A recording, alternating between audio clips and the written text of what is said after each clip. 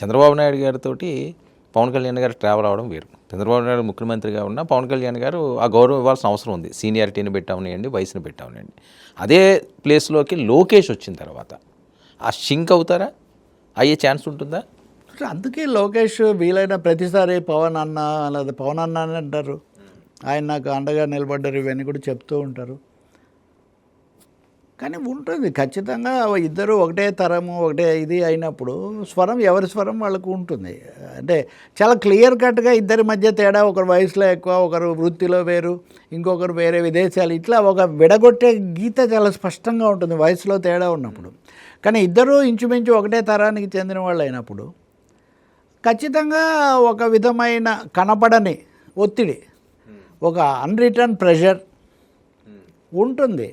కానీ అవసరాలు రాజకీయ వ్యవస్థ ఇప్పుడు చంద్రబాబు నాయుడు గారు ఏదైనా నిర్ణయం తీసుకున్నారు అనుకోండి, పవన్ కళ్యాణ్ గారు ఒకవేళ ఆయనకి ఇబ్బంది అయినా సరే గట్టిగా మాట్లాడే పరిస్థితి ఉండదు. సో ఇప్పుడు ఆ పొజిషన్లో లోకేష్ పవన్ కళ్యాణ్ చాలా స్పష్టంగా నా శాఖలకు సంబంధించిన విషయాలు, శాఖలకు నిధులు అన్నదాని మీద ఎక్కువగా ఫోకస్ పెట్టడం మీరు గమనిస్తారు. అన్ని విషయాలు మొదట్లో లాగా ఇప్పుడు మాట్లాడలేదు. ఇప్పుడు ఎక్కువగా జల్ జీవన్ మిషను. నేను మొన్న ఒక చోటుకి వెళ్తే నేను వెళ్ళిన ఇంట్లో అతను రూరల్ దాంట్లో జల్ జీవన్ మిషన్లో పనిచేస్తారట. పవన్ కళ్యాణ్ ఎలా చెప్పారు ఏంటి అవన్నీ చెప్తున్నాడు. ఇంతకు నేను అనేది ఏంటంటే పవన్ కళ్యాణ్ ఎక్కువగా శాఖాపరంగా వెళ్ళి గ్రిప్ సంపాదించాలనుకుంటున్నాడు ఆయన అడ్మినిస్ట్రేషన్ మీద. సో రాజకీయంగా లోకేష్ని ఎలా ఇప్పుడు ఆధిక్యత సంపాదించాలనేది ఆయన ఎజెండాగా ఉండదు. తన భవిష్యత్తుకు సంబంధించి పాలనాపరమైన పట్టు, తన యంత్రాంగాన్ని పెంచుకోవటం, జనసేనను కొంచెం ఆ కోటను బలపరుచుకోవటం, దీని మీద ఆయన దృష్టి ఉంటుంది. ఈ లోపల 6 అడుగుల బుల్లెట్ ఆ కార్యక్రమాలు ఎట్లాగూ ఉంటాయి. సినిమాలు చాలా ఎక్కువగా ఒప్పుకుంటున్నారు ఆయన, మీరు అది గుర్తించాలి. ఇప్పుడు లోకేష్ ఏమో ఎవరీ మినిట్ ప్రభుత్వాన్ని గ్రిప్ పెంచుకోవడం, పార్టీని తరాల మార్పుకు సిద్ధం చేయడం ఆయన పెట్టుకుంటే, పవన్ కళ్యాణ్ తన ప్రధానమైన అసెట్ ఇది both financial asset, social asset కూడా సినిమా రంగం తనకు ఉంది కాబట్టి రెండు చేయాలని ఆయన అనుకుంటున్నారు. కాబట్టి బహుశా 2 ఏళ్ళు ఆయన సినిమాల మీద ఎక్కువ ఫోకస్ చేస్తారు, సినిమాల మీద కూడా. సార్ వివేక కేసు ఏంది? ఇది మళ్ళీ వివేక కేసు రీస్టార్ట్? వివేకానంద కేసులో సునీత వెళ్ళారు కదా మళ్ళీ. అవును, కింద కోర్టుకు వెళ్ళారు. కింద కోర్టు విచారణ జరపండి మీరు అడుగుతున్నారు కాబట్టి ఏదో ఒక అంశం మటుకు వాళ్ళిద్దరి మధ్య సంభాషణ ఏం జరిగింది అన్నది విచారించండి అని చెప్పింది.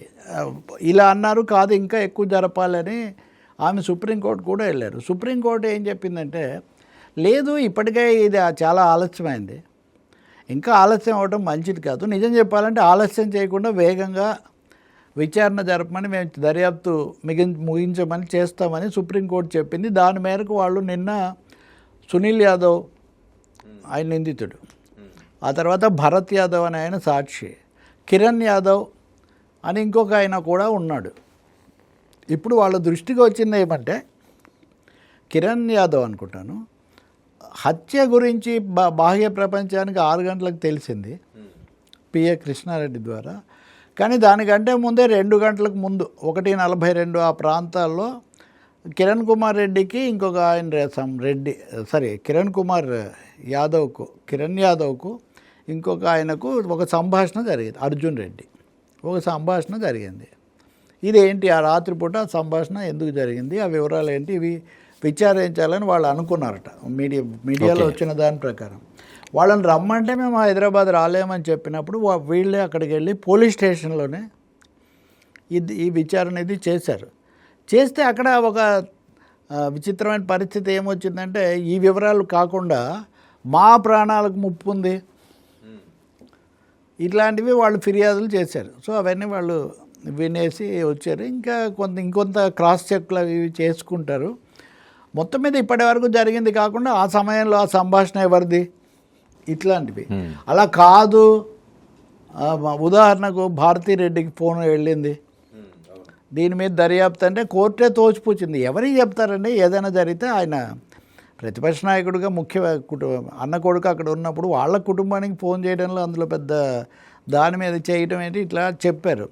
సో ఏదైనా ఇవన్నీ అయిన తర్వాత వాళ్ళు ఏం చెప్తారు? సునీల్ యాదవ్ కానీ అంతకుముందు అప్రూవర్గా ఉన్న డ్రైవర్ దస్తగిరి లాంటి వాళ్ళు కానీ ఏం చెప్తారు?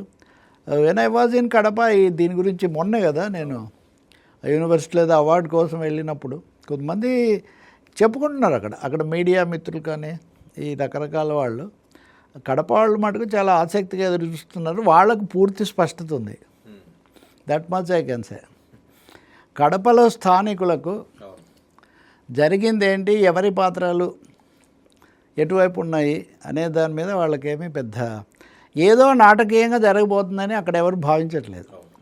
అందుకని బహుశా ఇది ఒక అడిగారు కాబట్టి న్యాయస్థానాల ఆధ్వర్యంలో ఇది ముగుస్తుంది. బహుశా చివరి ఘట్టం ఇది అయిన తర్వాత సిబిఐ నిర్ధారించవచ్చు. ఇప్పుడు సిబిఐ పాత్ర ఏంటంటే మీరు చెప్తే చేస్తాం అన్నారు. సరే చెప్తే చేయటమే కాదు చెప్పిందే చేయండి అని వాళ్ళు కొంత చెప్పారు. సో ఇది ఒక చిన్న ట్విస్ట్ వచ్చింది. ఇప్పుడు వీళ్ళు ఇది అయిన తర్వాత మీరు అలా చెప్పారు కాబట్టి మేము ఇది చేసాము, మేము చేసిన దాంట్లో మాకు తెలిసింది, ఇలా తెలిసింది కాబట్టి మేము ఇంకా ఈ కోణం కూడా చేయాలనుకుంటున్నామని కోర్టుకు చెప్పే అవకాశం ఉంది. కాబట్టి ఆ విధంగా ఊహించని మలుపు తిరిగినా తిరగవచ్చు. అది ఎటువైపు తిరుగుతుంది ఏమొస్తుంది అయితే తెలియదు. కానీ ఒకటి దాటి నుంచి మనం అనుకుంటున్నట్టుగా వేదికల మీద వీళ్ళు ఒకరి మీద ఒకరు భయంకరంగా మాట్లాడుకున్నంతగా అట్లా అయితే ఉండదు. అది టెక్నికల్గా అది క్రిమినల్ ఇన్వెస్టిగేషన్ తరహాలో ఏదో ఉంటుంది, ఏదో పేర్లతో. సరే, ఈ లోకల్ వార్డ్ దగ్గర నుంచి ఇంకా ఒక స్పీడ్ అందుకుంటున్నట్టేనా మెయిన్ ఎలక్షన్కి 29 ఎలక్షన్లకి ఇంకా నువ్వా నేనా అన్నట్లుగా ఉంటుందా? ఖచ్చితంగా ఆల్రెడీ గిరులు గీసుకొని నిలబడ్డారు. అది ఏ విషయం వచ్చినా కానీ ఇప్పుడు మీరు తాజాగా శాసన మండలి ఉదంతం కూడా మీరు చూస్తే ఇప్పుడు ఇక్కడ చైర్మన్కు ప్రభుత్వానికి మధ్యలో బహిరంగ యుద్ధంలో జరుగుతుంది. ఎప్పుడు చాలా తక్కువ సార్లు జరుగుతుంది. ఇప్పుడు అమరావతి రాజధాని ఉండాలని జగన్మోహన్ రెడ్డి అన్నప్పుడు కూడా 2020లో కూడా ఈ పరిస్థితి ఉంది. ఇక్కడ యనమల రామకృష్ణుడు వీళ్ళంతా ఉన్నారు. అప్పుడు కూడా అక్కడ చేసిన దాన్ని ఇక్కడ చైర్మన్ మీదకి వీళ్ళు వెళ్ళింది చాలా తక్కువ. సభలో ఏదో అది. కానీ ఇప్పటికి వచ్చేసరికి దాదాపు మీరు నేను చెప్పండి నేను చెయ్యని కాగితం మీరు నాదే అన్నారు. ఈ పద్ధతిలో చైర్మన్ కూడా తీవ్రమైన అసహనం వెలిబుచ్చారు. వీళ్ళు కూడా చైర్మన్ మీద దాదాపు బయటకు వచ్చి సోమవీర్రాజు మీద దాడి ఏం జరగలేదని కూడా చెప్పాడు ఆయన. నేను చెప్తుంది ఏంటంటే శాసన మండలిలో చైర్మన్ లాంటి దగ్గరే ఇది జరుగుతుంటే ఇంకా బయట జరగలుగుతుందని నాకేమీ ఆశ్చర్యం లేదు. అన్నీ విభిన్న శిబిరాలు మోహరించబడుతున్నాయి. కొద్ది రోజుల కిందటే ఆమె నీలం సాహ్ని కూడా వివిధ పక్షాలతో ఈ విషయాలు చర్చించారు. అయితే సర్ ప్రక్రియ కూడా ఆంధ్రప్రదేశ్లో రాబోతుంది. Sir special intensive revision. So వీటన్నిటి వల్ల రాజకీయంగా పోలరైజేషన్ ఇంకా తీవ్రం కాబోతుంది. నిన్న మనం ఒక విషయం మాట్లాడాం కదా, గ్రామ సచివాలయాలు వాలంటీర్లు లేకుండా ఉండటం, ఇవన్నీ సృష్టించిన వ్యాక్యూమ్ కూడా. అలాగే చిన్న ఉద్యోగులకు జీతాలు ఇవి రాకపోవటం. ఇప్పుడు వీళ్ళకి పెద్ద ఉద్యోగాలు లేవు. వర్మ లాంటి ఆయన స్థానిక నాయకుడు అనుకోండి, అక్కడ అంగన్వాడీలను వీళ్ళందరినీ ఏదో నియమించారు. వీళ్ళందరినీ మార్చి మళ్ళీ నేను వచ్చి కొత్త వాళ్ళని పెట్టాను.